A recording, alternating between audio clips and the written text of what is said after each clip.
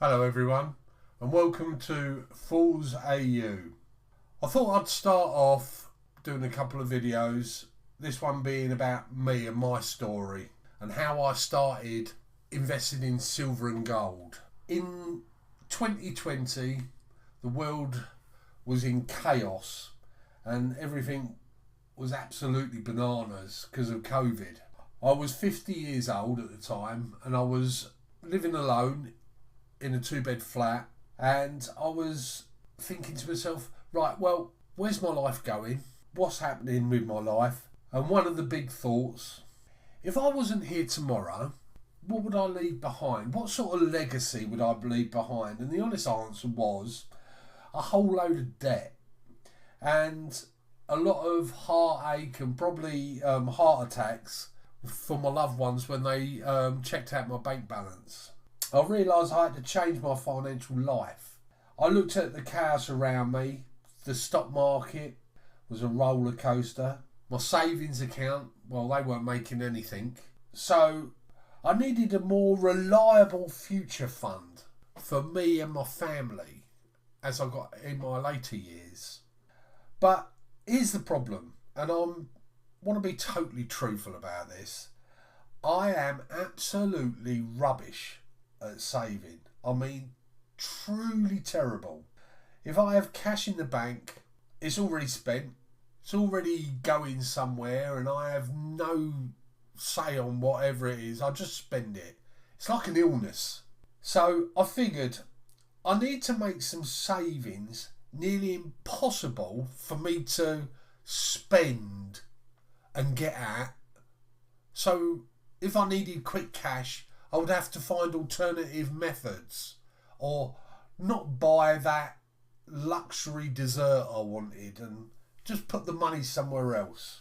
So after doing a lot of research on YouTube and going through countless videos on this, that and the other, I saw videos on silver and gold and it piqued my interest. So that's why I chose physical silver. After doing a bit of research, if I wanted that quick money, I couldn't get at it, because if I bought some silver and I wanted to get the money, I would have to sell it on some sort of auction site or, eBay or such. Then I would have to package it up, which meant going down to the post office, and it was just a bit of a faff. So I thought, if I buy silver as my investment, because to be honest with you, silver was a lot cheaper than gold. And I wanted to start off where I didn't feel like I was getting scammed for expensive stuff. And silver ticked all those little boxes. So I finally decided I would buy a 5-ounce Scottsdale silver bar. And it wasn't actually for me, it was for my son. It was his birthday. But this was my first little dip into silver. My first dip into the toe in the water, as they say. Where I purchased it, and I believe it was around about £70 at the time, which in today's money is very, very cheap. But at the time, £70 was £70. And I didn't really want to lose £70, but it was money I could lose if it all went a bit Pete Tong, should we say.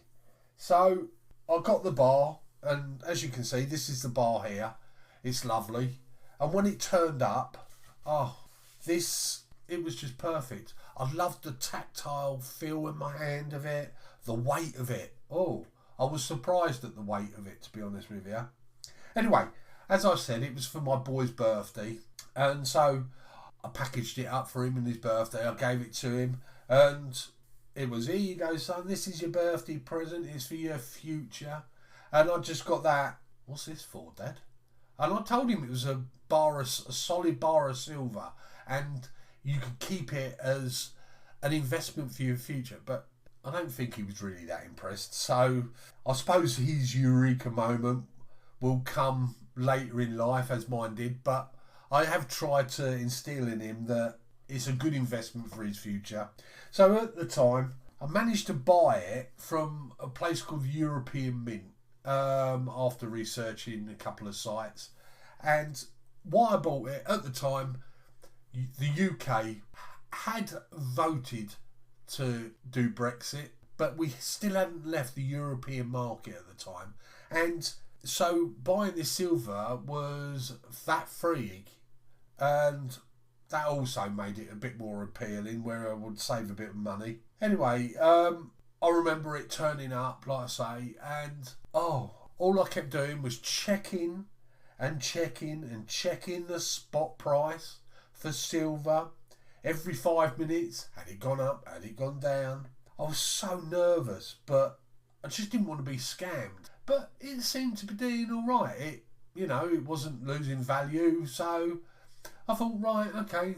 The following month, I decided to buy from the same place, European Mint, some coins, and I bought what they call bullion coins.